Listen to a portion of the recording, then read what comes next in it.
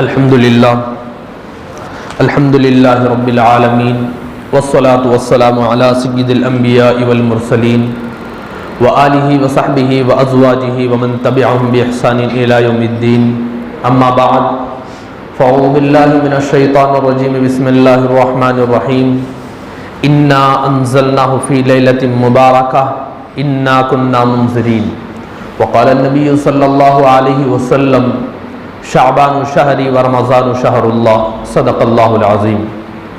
اللہم صلی وسلم وبارک علی سیدنا محمد وعلی آل سیدنا محمد وبارک وسلم لا حول ولا قوة الا باللہ لا حول ولا قوة الا باللہ لا حول ولا قوة الا باللہ۔ اللہ رب العزت کا بے انتہا فضل کہ اللہ رب العزت نے ہم سب کو انسان بنا کر پیدا کیا، ورنہ اللہ رب العزت کے بے شمار مخلوقات اس کائنات کے اندر ہیں،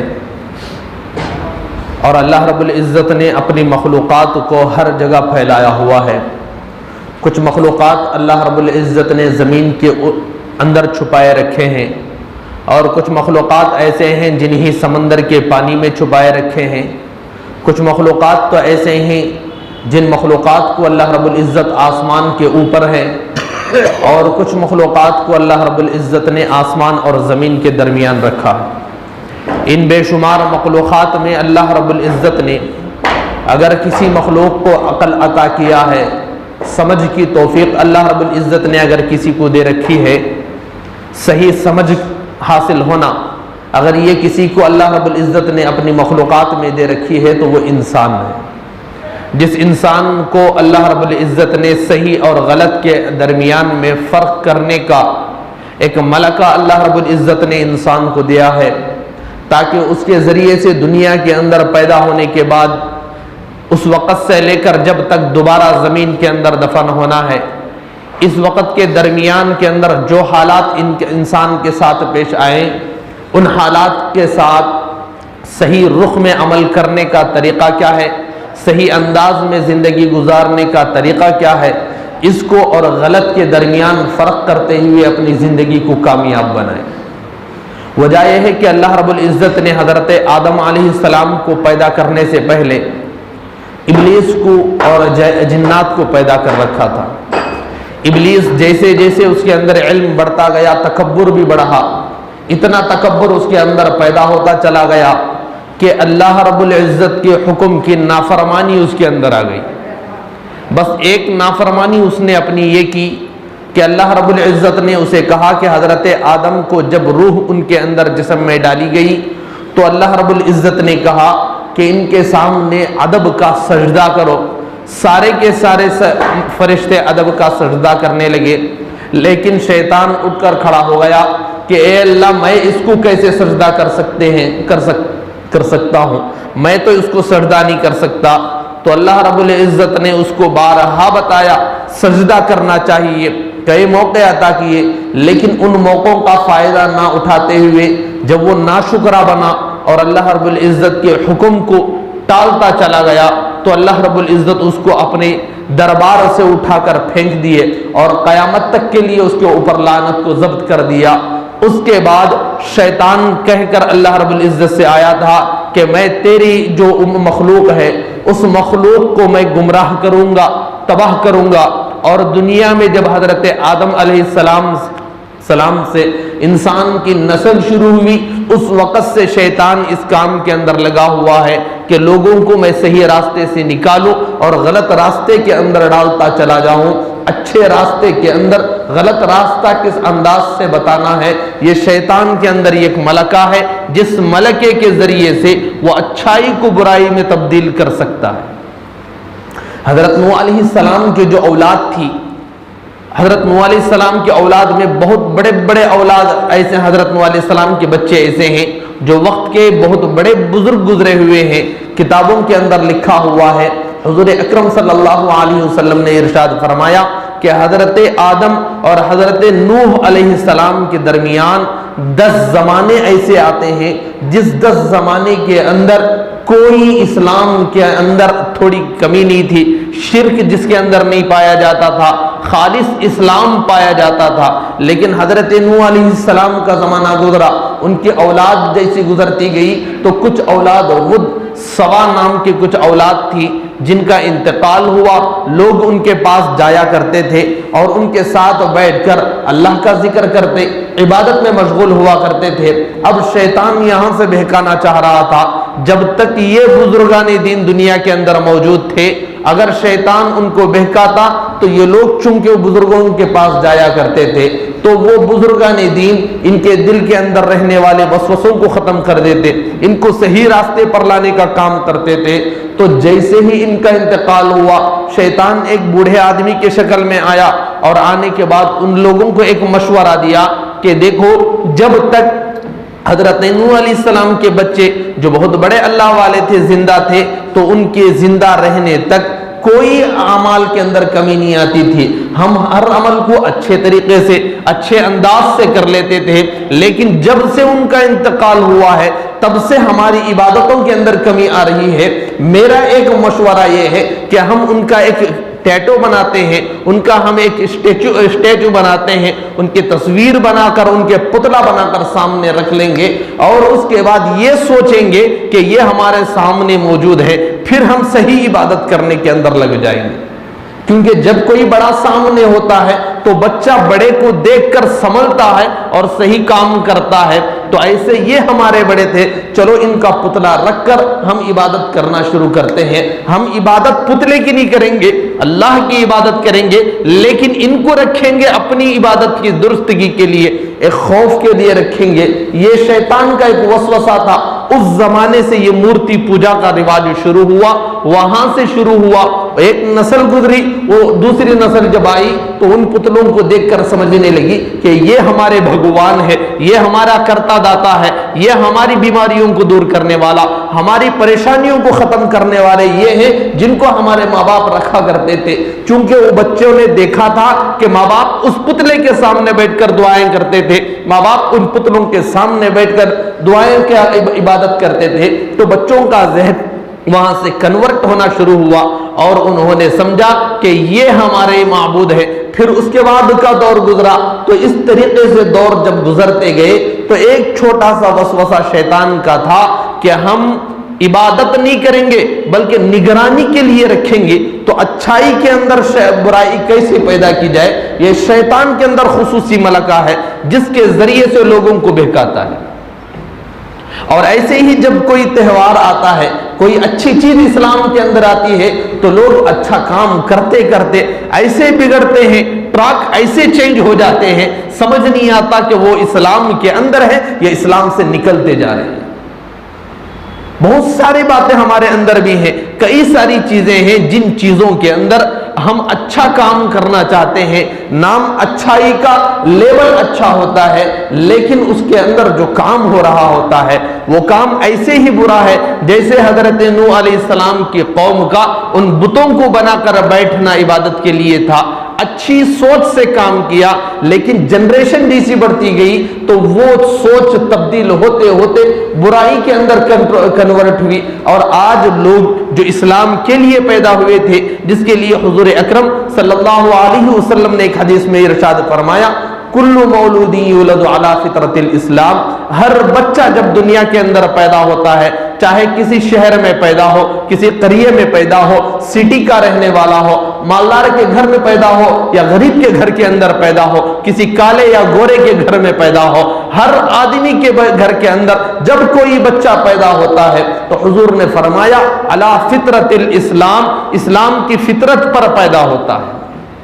دنیا میں آنے والا ہر بچہ اسلام کی فطرت پر پیدا ہوتا ہے، لیکن سوال ہوتا ہے جب اسلام کی فطرت پر بچہ پیدا ہوا ہے پھر بعد میں چل کر ہندو کیسے بنا، بعد میں چل کر کرسچنز کیسے بنا، بعد میں چل کر سکھ کیسے بنا، یہ جتنی تفریقیں ہوئی ہیں یہ کیسے ہوئی؟ تو حضور نے اسی حدیث میں اس کا جواب دیا اور فرمایا وَأَبَوَاهُ يُحَوِّدَانِهِ وَيُنَصِّرَانِهِ وَيُمَجِّسَانِهِ، جب ماں باپ یہودی تھے تو بچہ مسلمان پیدا ہوا تھا، لیکن گھرانہ یہودی کا تھا، بچہ بھی ماں باپ کو دیکھتے ہوئے یہودی بن گیا، بچہ مسلمان پیدا ہوا تھا، کرسچنز کے گھر میں پیدا ہو گیا تو ماں باپ کو دیتے ہوئے وہ بچہ بھی کرسچنز ہوتا ہوا چلا گیا، بچہ مسلمان ہی پیدا ہوا تھا لیکن ستاروں کی اور آگ کی پوجا کرنے والے کے گھر میں پیدا ہو گیا، تو ان ماں باپ کی وجہ سے انہی کی دین پر رہتے ہوئے بچہ بھی کنورٹ ہو کر ایک مسلمان بچہ کنورٹ ہوتے ہوئے ایک مشرک بن جاتا ہے۔ تو یہ ماں باپ کا اثر ہوتا ہے کہ ماں باپ جیسے اعمال کرتے ہیں بچہ ان اعمال کو دیکھ رہا ہوتا ہے، اور ماں باپ کی مکمل زیرکس تو بچہ نہیں کر سکتا، اس کے اندر تھوڑی سی تبدیلی پیدا ہو جاتی ہے۔ بچہ کوئی کام کرتا ہو تو اس کام کے اندر تھوڑی سی تبدیلی پیدا ہوتی ہے، اور اسی تبدیلی کے ساتھ بچہ اپنی زندگی کو پروان چڑھاتا ہے۔ اور اسی طریقے سے جب ہماری زندگی کے اندر کوئی کام اچھائی سے برائی کی طرف اگر جانے والا ہو تو ہماری جو بعد کی جنریشن ہے، ہماری جو اولاد آنے والی ہے، وہ اولاد ہمارے اعمال کو دیکھ کر، ہمارے بگڑے ہوئے اعمال کو دیکھ کر وہ اور بگڑتی ہوئی چلی جاتی ہے۔ ہمارے یہ اعمال کا قصور ہے، ہم اچھائی کو برائی کے اندر لگا دیتے ہیں، اچھا لیبل ہوتا ہے لیکن کام اس کے اندر برا ہونا شروع ہو جاتا ہے۔ یہ انسان کا نہیں، انسان کے پیچھے لگے ہوئے شیطان کا قصور ہے جو تھوڑا سا بہکاتا ہے، اس کی بہکانے کی وجہ سے انسان پورا کا پورا ٹریک چینج کر دیتا ہے، اپنا راستہ پورا کا پورا مکمل چینج کر دیتا ہے۔ انسان کو چاہیے تو یہ تھا کہ جب انسان کا دل بہکے، جب کسی کام کے اندر شک ہو تو اللہ کی طرف رجوع کرتا، نمازوں کو پڑھتا اور اللہ سے اپنے ہر مسئلے کا سوال کرتا۔ لیکن جب اللہ رب العزت کو انسان بھلا دیا، جس اللہ رب العزت نے انسان کو پیدا کیا ایک گندے خطرے سے پیدا کیا، پارہ نمبر 29 سے آخر کا پارہ نمبر 29 میں آخر کے چوتھا صفحے کے اندر ایک سورت شروع ہوتی ہے، سورۃ الدہر، حفظ قرآن کے اندر۔ تو اس سورے کی پہلی آیت میں اللہ رب العزت نے ارشاد فرمایا، هل اتى على الانسان حين من الدهر لم يكن شيئا مذكورا۔ اے انسان، آج تو اپنے آپ کو بڑا سمجھتا ہے، اپنے آپ میں مشورہ کرتا ہے، دنیا کا کوئی کام ہو میرے طرف رجوع نہیں کرتا، جس نے تجھ کو ایک گندے خطرے سے پیدا کیا تھا، جس گندے خطرے کا ایک ٹاپک بنا کر بات کرنے کے لیے کوئی پسند نہیں کرتا، ایسے گندے خطرے سے پیدا ہونے کے بعد تو اپنے آپ کو مکمل سمجھتا ہے، اپنے آپ کے اندر کوئی کام کرنے لگتا ہے، تو اللہ فرماتے ہیں کہ تو مکمل نہیں ہے۔ کیوں مکمل نہیں؟ اس لیے قرآن میں اللہ فرماتے ہیں خلق الانسان ضعیفا، انسان کو اللہ رب العزت نے کمزور سے کمزور بنا کر پیدا کیا۔ انسان کی اصل میں، انسان کی گھٹی میں اللہ رب العزت نے کمزوری کو رکھا ہے۔ اتنا کمزور اللہ رب العزت نے بنایا کہ دنیا کے اندر جتنے پرندے آپ دیکھو، ہر پرندہ الحمدللہ ممکن حد تک جتنے پرندے ہیں وہ پرندے پیدا ہونے کے بعد اپنا کھانا خود کھانے پر قادر ہوتے ہیں، لیکن انسان اتنا کمزور ہے کہ دودھ پینا ہو تو اپنا دودھ خود نہیں پی سکتا۔ اگر انسان اتنا کمزور اللہ رب العزت نے بتایا کہ وہ بچہ ہونے کی صورت میں جب پیشاب کرنا ہو تو ماں کی آواز کی ضرورت ہوتی ہے، ماں کی آواز نہ آئے تو بچہ رونے لگ جاتا ہے، پیشاب نہیں کرتا۔ اور انسان کا آخر کمزوری یہ ہے کہ انسان مرنے کے بعد اپنی خبر کے اندر خود کو رکھنے کی جگہ میسر نہیں ہوتی، 4 افراد کی اس کو کاندھے کی ضرورت ہوتی ہے۔ انسان پیدا ہو تو کمزور ہے، مر رہا ہو تو کمزور ہے۔ جب اتنا انسان کمزور ہے تو اپنے آپ سے کوئی کام کر لے، اپنے آپ سے کوئی چیز ایجاد کر لے، اپنا مسئلہ ہر مسئلے کو خود حل کر لے، اتنا اللہ رب العزت نے اس کو نہیں بنایا، اتنا کامل نہیں بنایا۔ ہر مسئلے میں انسان کو کمزور بنائے رکھا ہے، لیکن انسان جب کمزور ہونے کے باوجود اپنے آپ کو کامل سمجھ کر، اپنے عقل کو کامل سمجھ کر اللہ کے راستے کو چھوڑ کر حضور کے طریقے کو چھوڑ دیتا ہے تو اللہ رب العزت ایسے انسان کو در در کی ٹھوکریں کھانے پر مجبور کرتے ہیں۔ آپ ایک مثال میں آپ کے سامنے بتاتا چلوں، کوئی آدمی ہے، کوئی ہنر سیکھنا چاہتا ہے، ایک بچہ ہے، ایک آدمی ہے جو ایک ہنر سیکھنا چاہتا ہے۔ مثال کے طور پر کوئی آدمی ہے جو میکینک کا کام سیکھنا چاہتا ہے، 2 ویلر کی میکینک کا کام سیکھنے کا کوئی آدمی ارادہ کرتا ہے، تو وہ آدمی ایک گاڑی گھر لائے اور اوزار لانے کے بعد گاڑی کو کھولتا ہوا بیٹھ جائے تو وہ گاڑی کو خراب کر چھوڑ دیتا ہے۔ गाड़ी को दुरुस्त नहीं कर सकता, गाड़ी को खराब कर देता है। अगर वो ये सोचे कि मैं स्कूल के अंदर 90 से ज्यादा नंबर लेने वाला था, मुझे इतना ज्यादा दिमाग था, चलो मैं अपनी गाड़ी को खुद ही दुरुस्त कर लूं, तो वो आदमी अपनी गाड़ी को और ज्यादा बिगाड़ लेता है, उसकी गाड़ी और ज्यादा खराब हो जाती है। वजह यह है कि उसकी अकल कितनी भी कामिल हो, लेकिन उसको कोई काम करना हो तो अपने से आला को देखना पड़ता है, अपने से अच्छे को देखना पड़ता है कि इस फील्ड के अंदर कौन आदमी ऐसा है जो बेहतरीन मैकेनिक है। फिर वो नौजवान उस मैकेनिक के साथ मिलता है, उससे अपने मसले का हल करता है। अगर कोई नट निकल जाए, अगर मैकेनिक को देखता है कि इस नट को कहां पर फिट करना है और कैसे फिट करना है, तो फिर मैकेनिक को देखकर जब काम करता है तो ये आदमी सही तौर से एक मैकेनिक बनता है।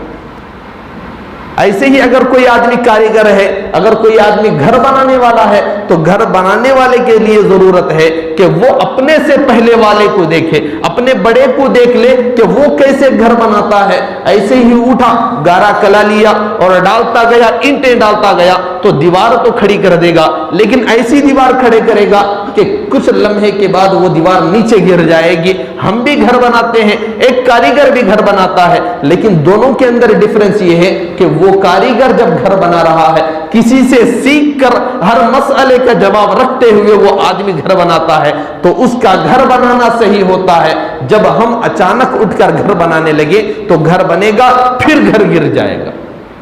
तो मतलब ये हुआ कि इंसान को अल्लाह ने अकल दे रखी है, इंसान को अल्लाह रब्बुल इज्जत ने दुनिया के अंदर पैदा किया, अशरफुल मखलूकात बनाया, लेकिन बनाने के बाद इंसान को जिंदगी गुजारने के लिए अल्लाह रब्बुल इज्जत ने एक रास्ता बताया, एक ट्रैक बताया। वजह यह है कि एक दुश्मन शैतान पीछे लगा हुआ था, जिसने अल्लाह से कहा था कि तेरी उम्मत को, तेरी मखलूक को मैं सही रास्ते से गुमराह करूंगा। तो इस वक्त दुनिया के अंदर जिंदगी गुजारना था, हर अमल अच्छे से करना था, क्योंकि ये दुनिया दारुल जज़ा है, यहां पर जो दारुल इम्तिहान है। दुनिया के अंदर जो आदमी काम करता है, मरने के बाद उसका बदला उस आदमी को मिलता है। जो भी आदमी काम करे उसका बदला आखिरत में मिलना है। तो यहां पर जब आदमी सही काम करना हो तो कैसे मालूम हो कि मेरा काम सही है या खराब है, मैं सही रास्ते पर चल रहा हूं या बिगड़े हुए रास्ते पर चल रहा हूं, ये कैसे मालूम हो? उसके लिए हमारे पास अल्लाह रब्बुल इज्जत ने एक नबी को भेजा, जिसका तज़किरा अल्लाह रब्बुल इज्जत ने कुरान करीम में फरमाया, मा काना मुहम्मदुन अबा अहद मिन रिजालिकुम वलाकिन रसूलुल्लाह व खातमन नबिय्यीन। अल्लाह रब्बुल इज्जत ने इरशाद फरमाया कि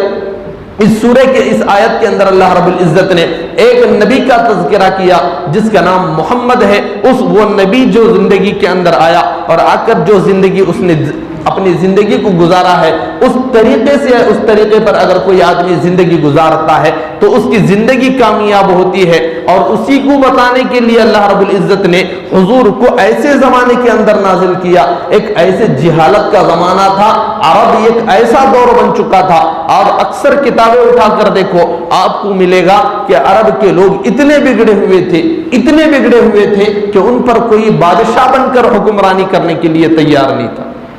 सख्ती का माहौल था। ऐसे माहौल के अंदर अल्लाह रब्बुल इज्जत ने हुजूर को दुनिया के अंदर भेजा और भेजकर जिंदगी गुजारने का तरीका क्या था वो तरीका अल्लाह रब्बुल इज्जत ने बताया, और इस अंदाज से बताया कि दुनिया के अंदर रहने वाला हर बच्चे से लेकर बूढ़े तक, मर्द हो या औरत हो, मालदार हो या गरीब हो, हर आदमी अपनी जिंदगी का कोई आइडियल देखना हो, अपना तौर तरीका देखना हो, तो हुजूर की सीरत देख ले तो उस सीरत के अंदर मिल जाएगा कि मेरी जिंदगी किस तरीके से चले, मेरी जिंदगी का कौन सा अमल किस अंदाज से चले। इसके लिए अल्लाह रब्बुल इज्जत ने हुजूर को जिंदगी मुख्तसर अता फरमाई। नबूवत के बाद 23 साल की जिंदगी हुजूर को अता फरमाई, लेकिन इस 23 साल के अंदर हुजूर को वो तकालीफ अल्लाह ने दिए, उन तकालीफ के साथ गुजारा है जिन तकालीफ के साथ इस उम्मत में आने वाला, कयामत तक आने वाला हर आदमी को जिन तकालीफ से गुजरना था, अल्लाह रब्बुल इज्जत ने उन तकालीफ से गुजारा है।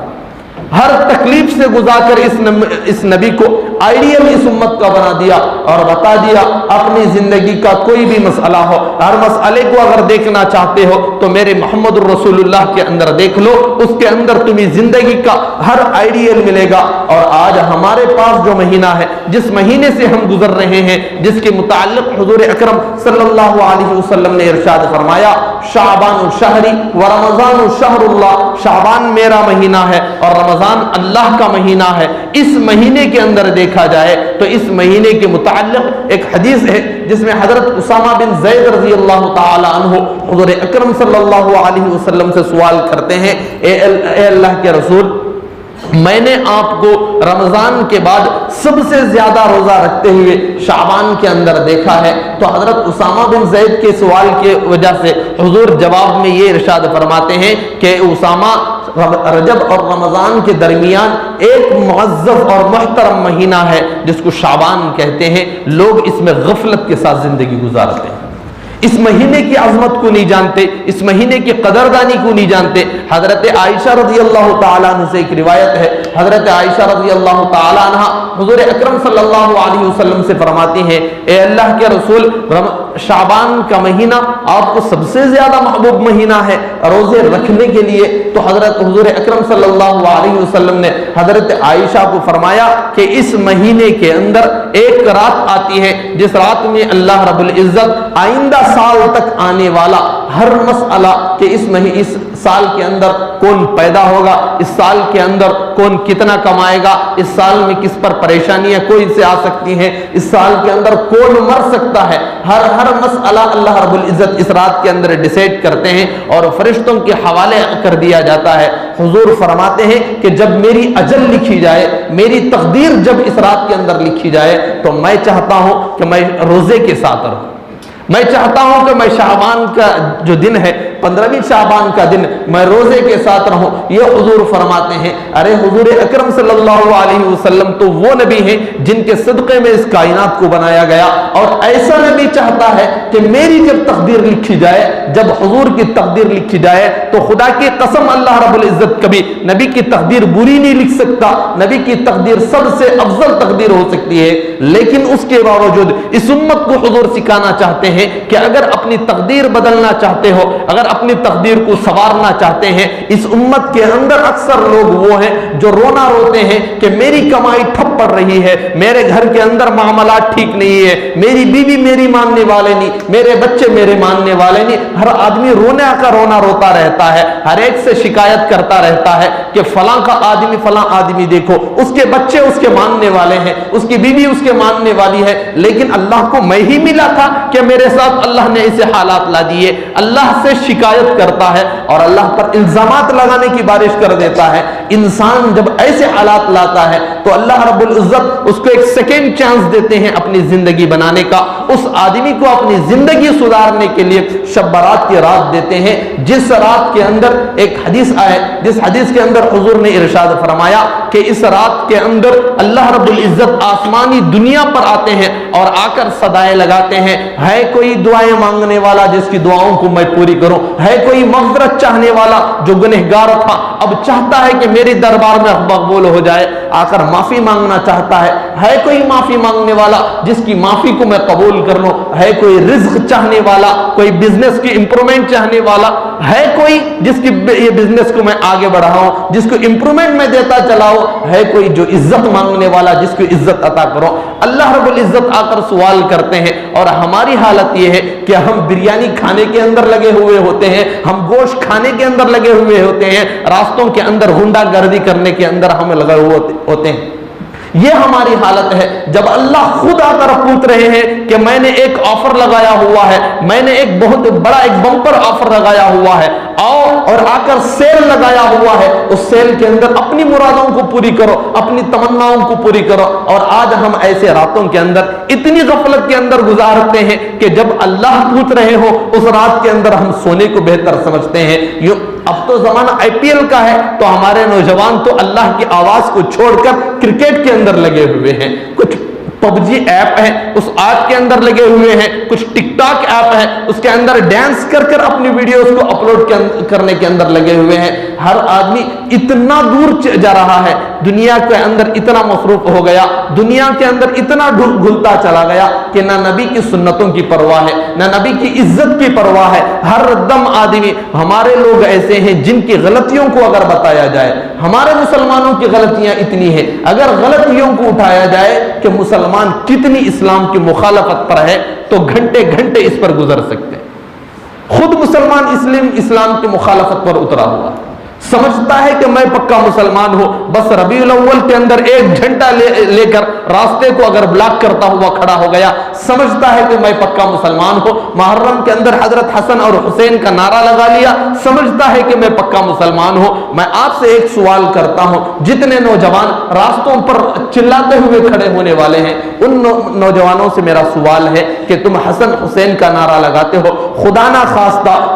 خواستہ میدان محشر کے اندر جب کوئی آدمی کسی کا کام نہیں آئے گا, قرآن کریم میں پارہ نمبر 30 اٹھاؤ, تیسرا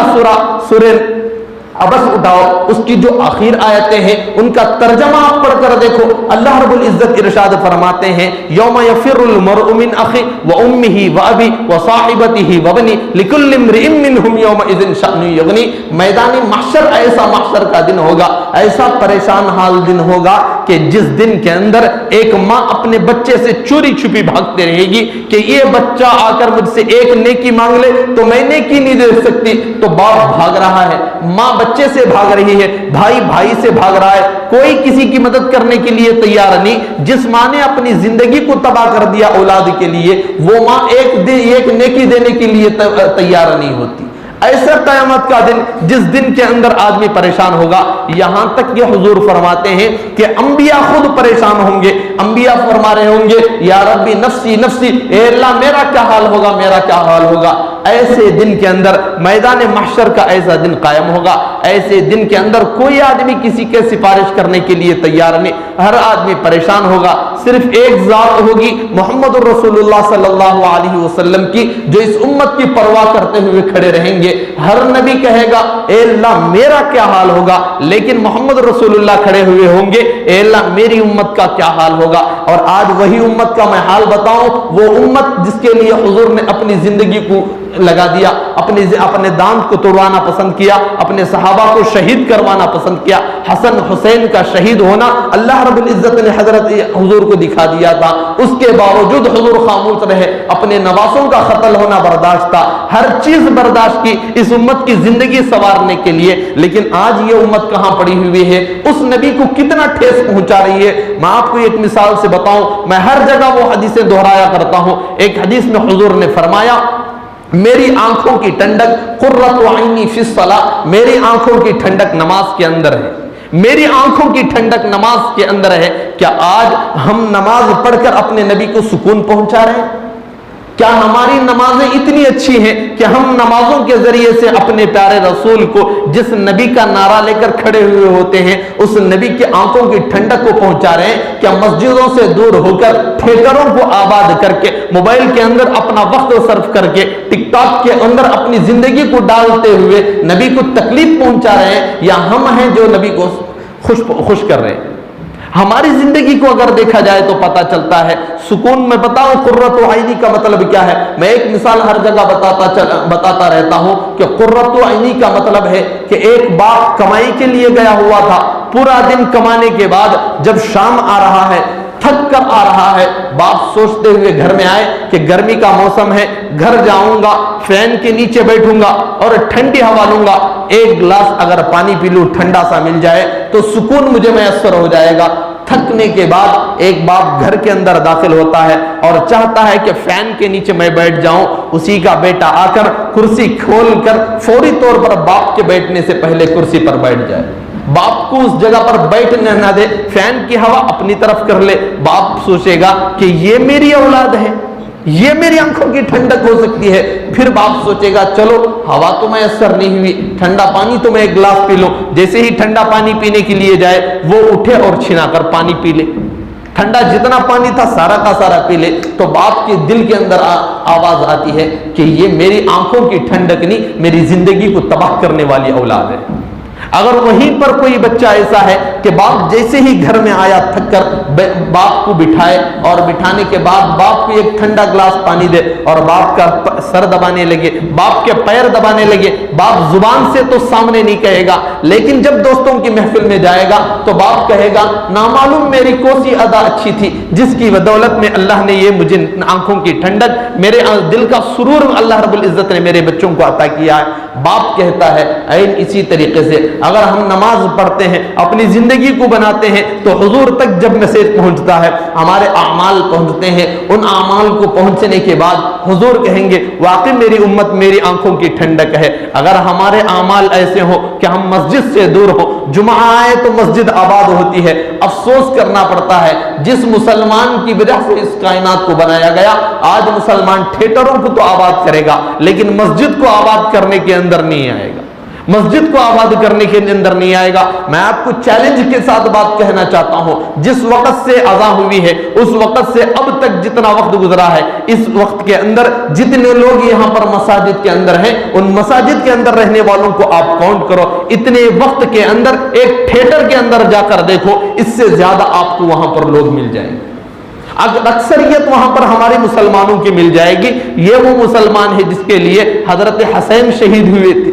جن کا نعرہ لے کر کھڑا ہوا تھا۔ اگر حضرت حسن اور حسین قیامت کے اندر اگر ہمارا گریبان پکڑ کر پوچھے کہ بتا تو میرا نعرہ تو لگایا تھا لیکن میرے نانا کی داڑھی تو نے کاٹی تھی، ایک گندے آدمی سے کٹوائی تھی، بتا تو نے اس کا کیا کیا، میرے نانا کی تو نے نمازوں کو چھوڑا تھا، میرے نانا کی تو نے سنتوں کو چھوڑا تھا، اس وقت اگر حضرت حسن اور حسین سوال کر لیں تو ہمارے ساتھ کیا سوال اس وقت ہوگا، کیا جواب ہم دے سکتے ہیں؟ مسلمانوں، ہماری زندگی ٹریک چینج کر رہی ہے، ہم اسلام کے نام پر دھبا لگانے کے اوپر پڑے ہوئے ہیں، اسلام کے اعمال ہم کرتے ہوئے گندگی کی طرف جانے کے اندر مصروف ہیں۔ اور آج جب شعبان کا موقع ہے، شعبان کے اندر اللہ رب العزت ایک ایسی رات لاتے ہیں جس رات کے اندر ایک حدیث میں حضور اکرم صلی اللہ علیہ وسلم نے ارشاد فرمایا کہ 15 شعبان میں ایک ایسی رات آتی ہے جس رات میں اللہ رب العزت بنو کلب کی بکریوں کے اوپر جتنے بال ہیں ان بال سے زیادہ لوگوں کی اللہ رب العزت مغفرت کرتے ہیں۔ بنو کلب ایک قبیلہ تھا جس کے پاس بکریاں بہت زیادہ تھی، بھیڑ بہت زیادہ تھے، ان کے اوپر جب بال ہیں، ایک بکری کو آپ لے کر اس کے بال گن کر بتا نہیں سکتے، اس کے لاکھوں بال اس کے چمڑے پر اس کے اوپر ہو سکتے ہیں، تو بنو کلب کے پاس تو ہزاروں سے زیادہ بکریاں تھے، ان بکریوں پر جتنے بال تھے ان بالوں سے زیادہ لوگوں کی مغفرت کرتے ہیں۔ لیکن افسوس میں آپ کو بتاؤں، ایسے موقع پر 14 قسم کے وہ آدمی ہیں جن کی مغفرت شب برات میں بھی اللہ نہیں کرتے۔ ایسے موقع پر جب کروڑوں کی تعداد میں مغفرت اللہ لوگوں کی کر رہے ہوں، لیکن 14 قسم کے وہ لوگ ہیں جن کی مغفرت اللہ رب العزت شعبان ہو یا رمضان ہو، شب قدر ہو یا شب برات ہو، ان راتوں کے اندر بھی نہیں کرتے۔ 14 قسم کے لوگ ہیں۔ ایک تو مشرک آدمی ہے، اللہ کے ساتھ کسی اور کو شریک کرنے والا، اللہ کے ساتھ اس کی عبادت میں کسی کو شریک کرنے والا اللہ رب العزت نے پیدا کیا۔ چاہیے تو یہ تھا کہ ہماری پریشانی ہو ہم اللہ سے ڈائریکٹ مانگا کریں،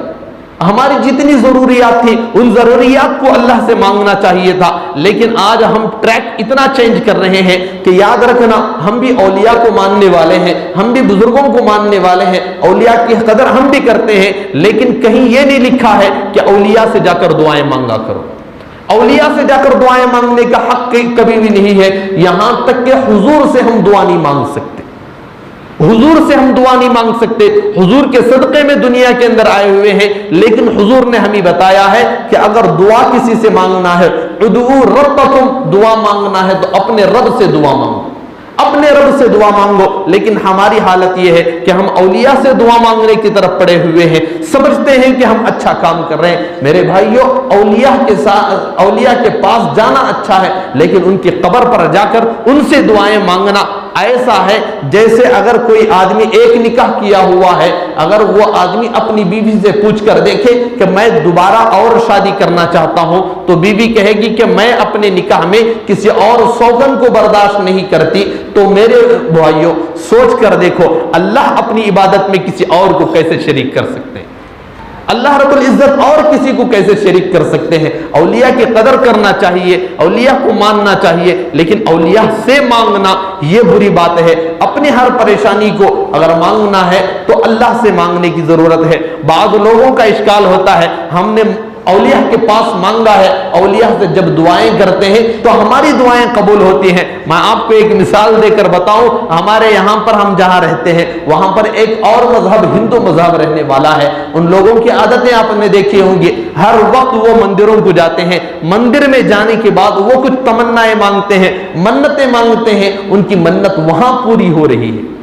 تو کیا یہ اس کا مطلب ہے کہ ہندو بھی اب جو مانگتے ہیں وہ مندروں کو مانتے ہیں؟ کیا وہ مندر سچ ہیں؟ وہاں سے ماننا ان کا حق ہے؟ مطلب یہ ہے کہ ہندو جو مانگتا ہے وہاں پر اس کی منتیں پوری ہوتی ہیں، ہم مزاروں پر مانگتے ہیں ہماری منتیں پوری ہوتی ہیں۔ یہ منت پوری ہوتی ہوئی کیوں نظر آتی ہے؟ ایک حدیث ہے جو ہر بچوں کو الحمدللہ مکاتب میں یاد کرائی جاتی ہے۔ حدیث ہے انما الاعمال بالنیات، آدمی کے جو اعمال ہیں نیت کے اوپر ڈیپینڈ ہوتے ہیں، نیت کے اوپر آدمی کے اعمال ڈیپینڈ ہوتے ہیں۔ جیسی نیت ہوتی ہے ویسا اس کا عمل ہوتا ہوا نظر آتا ہے۔ غیر آدمی کی نیت یہ ہے کہ میں جو منت میری مندر سے مانگوں گا وہ منت میری پوری ہو کر رہے گی۔ ہمارے مسلمانوں میں سے بعض کی نیت یہ ہے کہ ہم جا کر کسی اولیاء سے مانگیں گے تو ہماری نیت پوری ہوگی۔ اللہ غیر کی منت کو پوری کرتا ہے تو یہاں پر بھی مسلمانوں کی منت کو پوری کرتا ہے۔ بس بتانے کے لیے جیسی نیت ہوگی ویسا فیصلہ ہوگا۔ بس ہمیں ضرورت ہے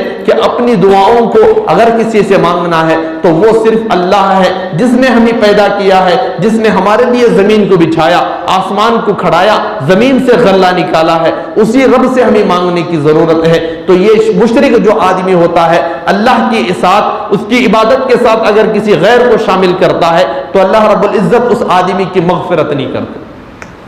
شب برات میں بھی اس آدمی کی مغفرت نہیں ہوتی۔ اور دوسرا ہے مشاہن، جو مسلمان ہونے کے باوجود دوسرے مسلمان کا کینہ، اس کا بغض اپنے دل کے اندر رکھنے والا، اس کی دشمنی ناحق اس کے دل کے اندر رکھنے والا جو آدمی ہوتا ہے، ایک مسلمان کے بارے میں غلط سوچ اپنے اگر کوئی آدمی دل کے اندر رکھتا ہے تو ایسے آدمی کی شب برات میں بھی مغفرت نہیں ہوتی۔ بلکہ ایک حدیث میں آپ کو سلوشن کے طور پر بتاتا چلوں، ایک حدیث میں حضور نے فرمایا کہ ایک حدیث میں آتا ہے کہ حضور صحابہ کے ساتھ مجلس میں بیٹھے ہوئے تھے۔ فضائل اعمال کے اندر بھی یہ روایتیں موجود ہیں کہ ایک جگہ صحابہ کے ساتھ بیٹھے ہوئے تھے، حضور نے فرمایا تم جنتی آدمی کو دیکھنا چاہتے ہو تو اس آدمی کو دیکھو۔ وہاں سے ایک صحابی وضو بنا کر آ رہے تھے، ان کو دیکھا، حضور نے فرمایا کہ یہ جنتی ہے۔ پھر دوسرے دن حضور بیٹھے ہوئے تھے، وہ صحابی گزر رہے تھے تو حضور نے فرمایا اگر کسی آدمی کو دنیا میں جنتی ہونے کو دیکھنا چاہتے ہو تو وہ آدمی دیکھو۔ 3 دن کا عرصہ گزرا، 3 دن بھی حضور فرماتے رہے۔ ایک صحابی گئے اور جانے کے بعد ان کے گھر میں گئے، ان کے پاس گئے اور کہنے لگے میں مہمان بن کر آپ کے گھر میں رہنا چاہتا ہوں۔ وہ مہمان بن کر رہنا نہیں چاہتے تھے بلکہ ان کا خاص عمل دیکھنا چاہتے تھے، جس عمل کی وجہ سے اللہ کے رسول نے ان کو دنیا میں جنتی ہونے کا سرٹیفکیٹ دے دیا تھا، پروانہ دے دیا تھا۔ وہ صحابی ان کے پاس رہے اور رہ کر دیکھنے لگے کہ ان کا خاص عمل کیا ہے۔ وہ صحابی رات ہوتی دن ہوتی ان کے ساتھ رہتے، رات میں وہ صحابی سو جاتے۔ اب یہ جو صحابی معلوم کرنے کے لیے گئے تھے رات بھر جاگ رہے ہیں، رات بھر جاگ رہے ہیں کہ کیا خاص عمل ہے، کیا خاص چیز ہے جس کی وجہ سے ان کو دنیا میں جنتی ہونے کا پروانہ ملا۔ اوڑھنا اٹھاتے ہیں، دیکھتے ہیں اور سوتے ہیں، اوڑھنا اٹھاتے ہیں، دیکھتے ہیں، بس ایک کام میں لگے ہوئے ہیں کہ ان کا خاص جو عمل ہے، جو خاص ٹرک ہے، اس ٹرک کو مجھے معلوم کرنا ہے۔ ایک رات گزر گئی، کوئی چیز نظر نہیں آئی، دوسری رات گزری، کوئی نظر نہیں آئی، تیسری رات بھی گزری، کوئی چیز اتنی نظر نہیں آئی۔ تو 3 دن کے بعد وہ کہنے لگے، سارا ماجرا سنایا کہ حضور نے آپ کے لیے ارشاد فرمایا۔ وہ رونے لگے کہ اللہ کے رسول نے مجھے اتنا بڑا پروانہ دے دیا۔ پھر اس کے بعد فرمایا کہ بس مجھے یاد یہ پڑتا ہے کہ میرے اندر ایک چیز ہے جس کی وجہ سے شاید حضور نے یہ بات کہی ہوگی۔ تو انہوں نے لپک کر پوچھا کہ بتاؤ وہ ہے کیا؟ تو صحابی نے فرمایا کہ میں جب رات میں سوتا ہوں تو رات میں سوتے ہوئے اپنے دل کو صاف کر لیتا ہوں، جن لوگوں کی طرف سے مجھے تکلیف پہنچی ہوئی ہو میں اس کو اپنے دل سے معاف کر دیتا ہوں، اور میں نے جتنوں کو تکلیف پہنچایا ہو رات کو سونے سے پہلے ان سے معافی مانگ کر سویا کرتا ہوں۔ اپنے دل کی صفائی مطلوب ہوتی ہے. جب دل صاف ہو جاتا ہے مسلمان کے بارے میں تو اللہ رب العزت اتنا بڑا پروانہ عطا کرتے ہیں. لیکن آج ہم چھوٹی چھوٹی چیزوں کو لے کر, کوئی آدمی کسی سے رشتہ پوچھتا ہے اپنے اولاد کے لیے, رشتہ نہیں دیا تو اس سے ہمیشہ کے لیے بات چھوڑ دیا. کوئی کسی سے قرض مانگ رہا ہے, قرض نہیں دیا, اس سے بات چھوڑ دیا. بڑے بھائی نے کچھ زور ڈال دیا تو چھوٹے بھائی نے اس سے بات کو چھوڑ دیا. باپ نے ڈانٹا تھا تو ڈانٹ کی وجہ سے بچہ اتنا شرم محسوس کرتا ہے کہ اس باپ کو بات چھوڑ دیتا ہے. جس باپ نے اپنے خون کو, اپنے پسینے کو کمال کر اس بچے کو کھلایا تھا, کبھی وہ وقت آ جاتا ہے کہ باپ کو کوئی کمائی نہیں ہوتی, باپ بھوکا رہ کر اس بچے کو کھلا دیتا ہے. 100 کا نوٹ جیب میں پڑا ہوا ہے, باپ جا رہا ہے, کوئی چیز باپ کو پسند آتی ہے کہ یہ چیز تو مجھے بہت پسند ہے, کئی دنوں کے بعد یہ چیز مل رہی ہے, چلو تھوڑا سا کھا لو. لیکن دل میں خیال آتا ہے یہ 100 روپے میں اگر میں کھا کر 50 روپے کا کھا لوں گا تو میرے بچے اگر ضرورتوں کو پوچھے تو میں اپنے بچوں کو کیا ضرورت پوری کر سکتا ہوں. باپ اپنی تمنا کو ختم کرتا ہے. وہ چیز جو برسوں کے بعد نظر آئی تھی, بہت ہی خواہش تھی, دل للچا رہا تھا, اس چیز کو چھوڑتا ہے اپنی اولاد کی فکر میں. اور آج اولاد یہ ہے کہ ماں باپ کو گھر سے نکالنے کے اوپر پڑی ہوئی,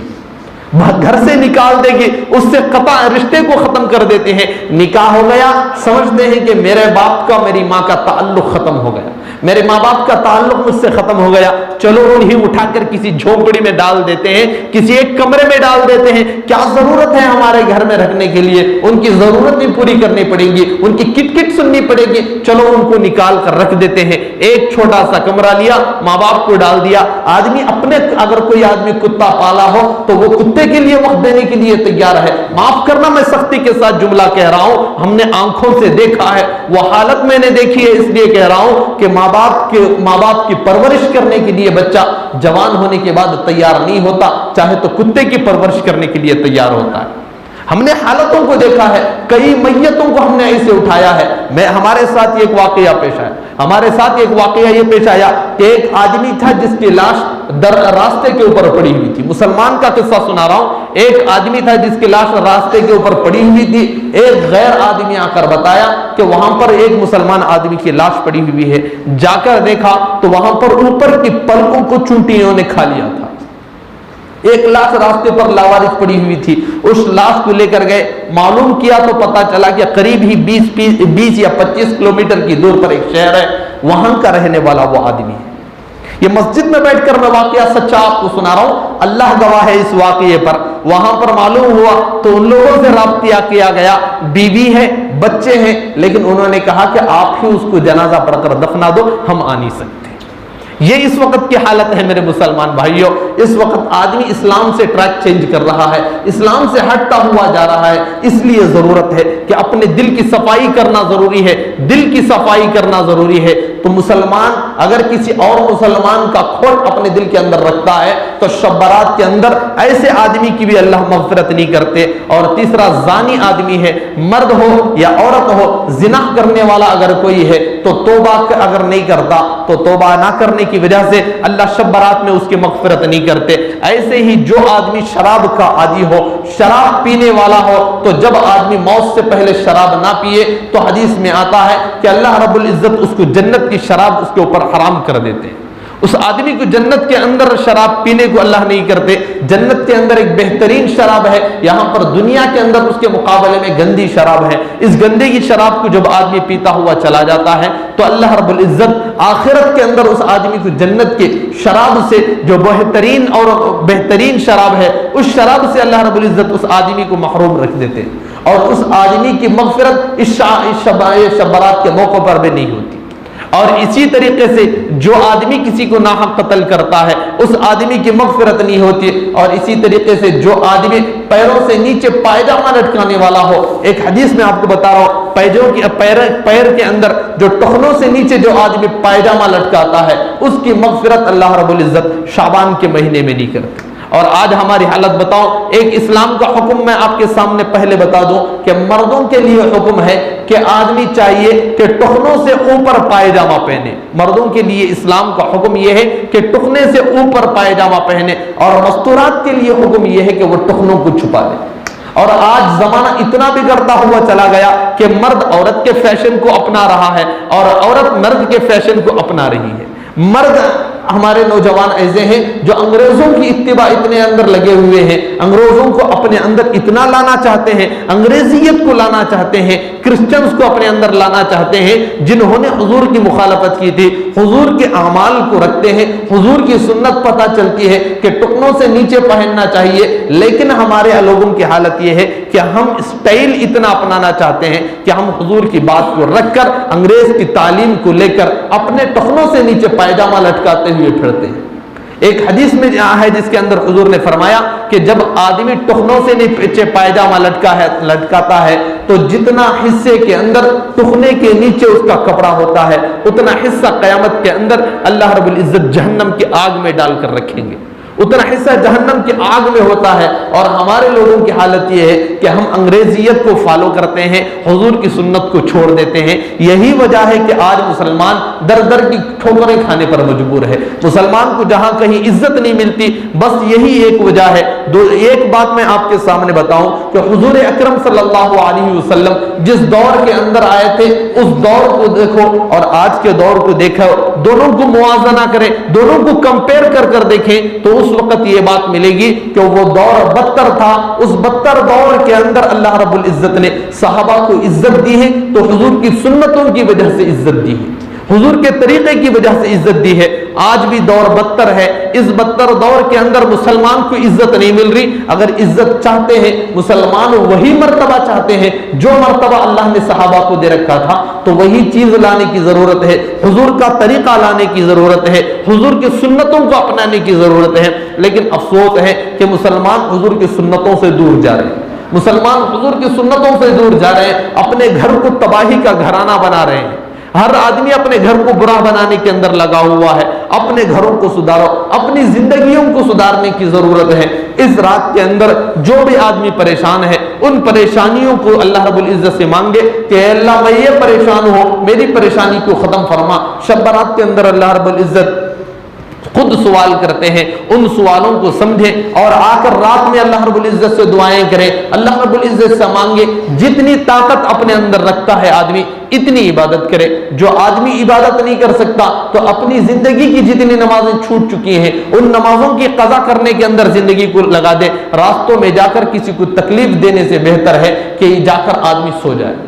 یا تو مسجد کے اندر رہ کر عبادت کرے یا گھر میں بیٹھ کر عبادت کرے۔ راستوں پر چلنا، راستوں پر پھرنا اور مسلمان اسلام کو برباد کرنا، اسلام کے اوپر تہمت لگانے سے اچھا ہے کہ گھر کے اندر رات جا کر آرام کر لے اور دن کے اندر جب ہو جائے تو دن کے اندر روزہ رکھے۔ چونکہ حضور اکرم صلی اللہ علیہ وسلم سے ہمیں ملتا ہے کہ حضور شعبان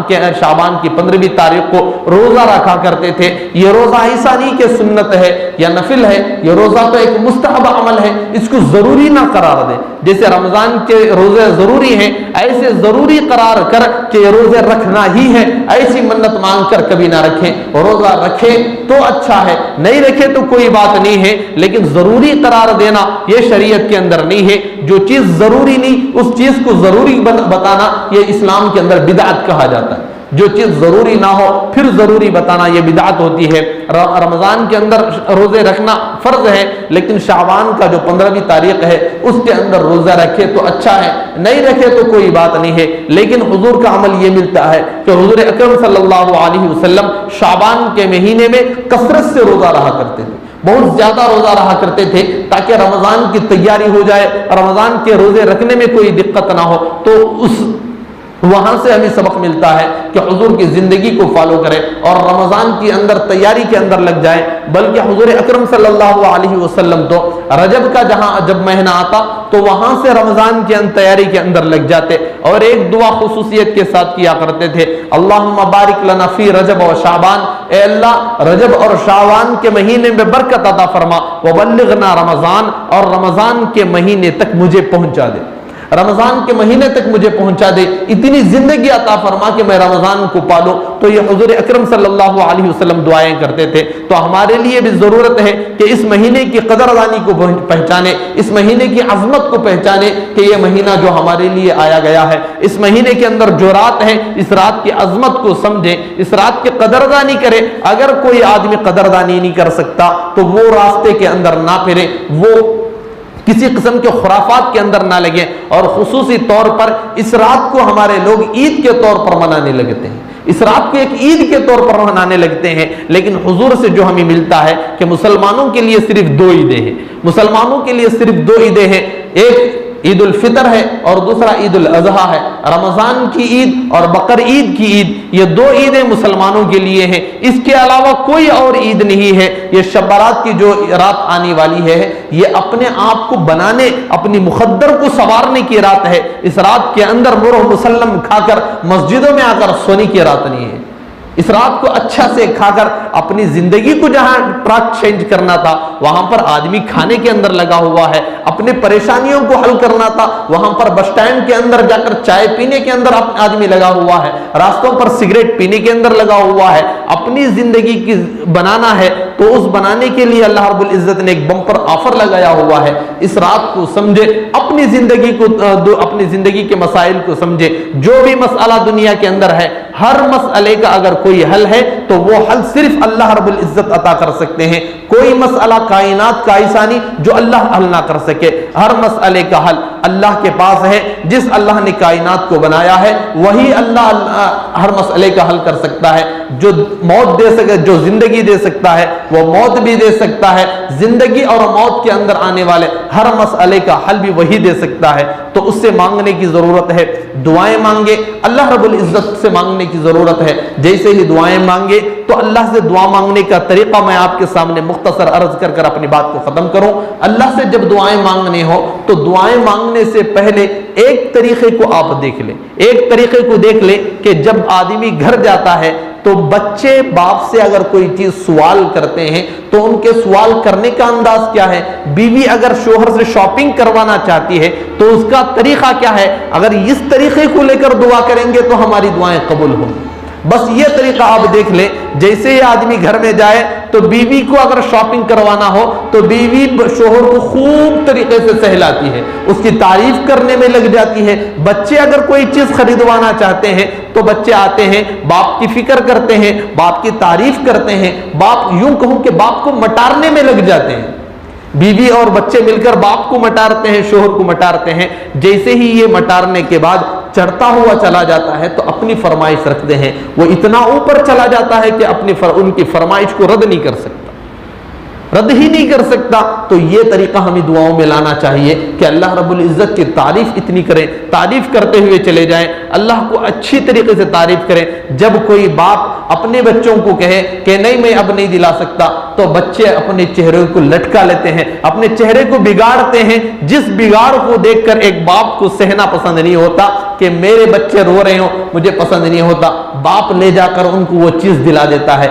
ایسے ہی جب دعائیں مانگ رہے ہوں تو اگر اللہ سے مانگتے ہوئے اپنے چہرے کو لٹکا لیں، آنسو اگر صحیح نہیں نکلتے، درد کے ساتھ اگر آنسو نہیں نکل سکتے تو جھوٹے آنسو ہی سے ہی اگر نکال دیں تو اللہ رب العزت دیکھیں گے کہ میرا بندہ تو میرے سے مانگتے ہوئے رو رہا ہے، اس کا میرے علاوہ کوئی نہیں ہے۔ اگر کوئی بچہ، باپ اگر کوئی بچے کی تمنا پوری نہ کرے تو اس کے لیے ماں ہے، اگر ماں پوری نہ کرے اس کے لیے بڑے بہن یا بھائی پورے کرنے کے لیے تیار ہے۔ لیکن یہ میرا بندہ ایسا ہے جس کی ضرورت کو پوری کرنے کے لیے میرے علاوہ کوئی نہیں ہے، تو اللہ رب العزت اس کی ضرورت پوری کر دیتے ہیں۔ تو اپنی دعائیں مانگنے کا سلیقہ سیکھیں، اللہ رب العزت سے دعائیں کرتے رہیں اور بس دعا کریں کہ اللہ رب العزت ہمیں صحیح طریقے پر اسلام کے اوپر جمع رہنے کی توفیق عطا فرمائے اور اسلام کو فالو کرنے کی توفیق عطا فرمائے، حضور کی سنتوں کو اپنے اندر لانے کی توفیق عطا فرمائے۔ وآخر الدعوانا ان الحمد للہ رب العالمین۔